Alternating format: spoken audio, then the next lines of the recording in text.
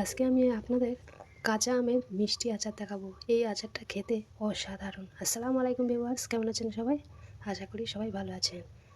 মিষ্টি আচার বানানোর জন্য আমি এখানে কিছু গোটা মশলা নিয়েছি, যেমন ধরো শুকনো লঙ্কা, জিরে, সর্ষে, আর নিয়েছি মৌরি, ধনিয়া।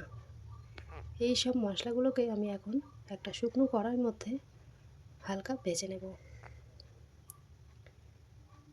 মশলাগুলো ততক্ষণই ভাজবো যতক্ষণ মশলার মধ্যে একটা সুন্দর গন্ধ ছেড়ে দেবে, আর মশলার মধ্যে দেখবেন চড়বড় করে উঠবে। এখানে মশলাগুলো ভালো করেই ভাজা হয়ে গেছে, আর মশলার মধ্যে থেকে গন্ধও ছেড়ে দিয়েছে। এদিকে চড়বড় করে উঠছে মশলাগুলো। তারপরে আমি এখানে সব মশলাগুলো নামিয়ে নেব একটা প্লেটের মধ্যে। এটাকে আমি কিছুক্ষণ ঠান্ডা করতে দেব। তারপরে একটা মিক্সিং বোলের মধ্যে নিয়ে এটা ভালো করে গুঁড়ো করে নেব। এটা ততক্ষণ ঠান্ডা হতে থাকবে, আমি এর মধ্যে অন্য কাজ সেরে নেব। এখানে একটা বড় সাইজের আম আমি ভালো করে ধুয়ে পরিষ্কার করে নিয়ে টুকরো টুকরো করে কেটে নিয়েছি, আর এর মধ্যে লবণ আর হলুদ দিয়ে দিয়েছি। আমটা আমি রোদ্দুরে দেবো না, কাঁচা অবস্থায় ডাইরেক্ট কড়ার মধ্যে দিয়ে দেবো। কড়াটা গরম হয়ে গেলে আমি দিয়ে দেবো এর মধ্যে সর্ষের তেল। তারপরে আমি পাঁচফোড়ন দিয়ে দেবো। পাঁচফোড়নের একটা সুন্দর গন্ধ বেরোলে তারপরে আমগুলো দিয়ে দিতে হবে। একটু নাড়িয়ে চাড়িয়ে নেব। এবার পাঁচফোড়ন থেকে সুন্দর একটা গন্ধ ছেড়ে দিয়েছে, তার মধ্যে আমি দিয়ে দেবো কেটে রাখা আম। এবার আমি ভালো করে নাড়িয়ে চাড়িয়ে নেব। এর মধ্যে যে একটু রসালো ভাব আছে সেটা ছেড়ে দেবে।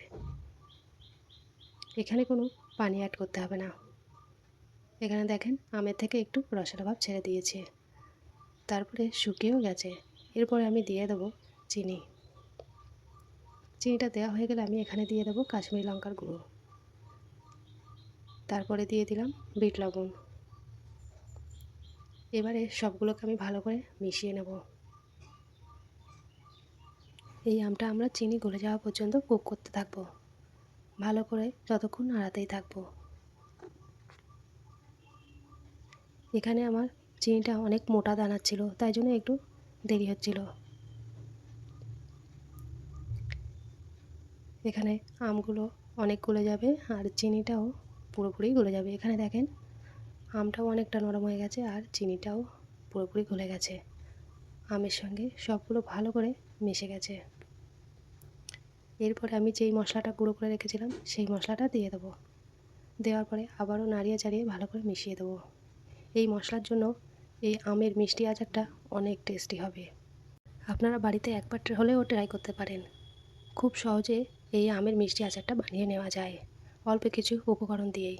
আমি একটা সার্ভিং বোলের মধ্যে ঢেলে আপনাদেরকে দেখাচ্ছি, দেখেন কত সুন্দর হয়েছে। আর সত্যি বলছি অনেক টেস্টিও হয়েছে। এটা বাইরে অনেক দিন ধরে রেখে দেওয়া যায়। ভিডিওটি কেমন হয়েছে অবশ্যই কমেন্ট করে জানাবেন, আর ভালো লাগলে সাবস্ক্রাইব করে পাশে থাকবেন। আজকের ভিডিও এই পর্যন্ত। ভালো থাকবেন, সুস্থ থাকবেন। আল্লাহ হাফেজ।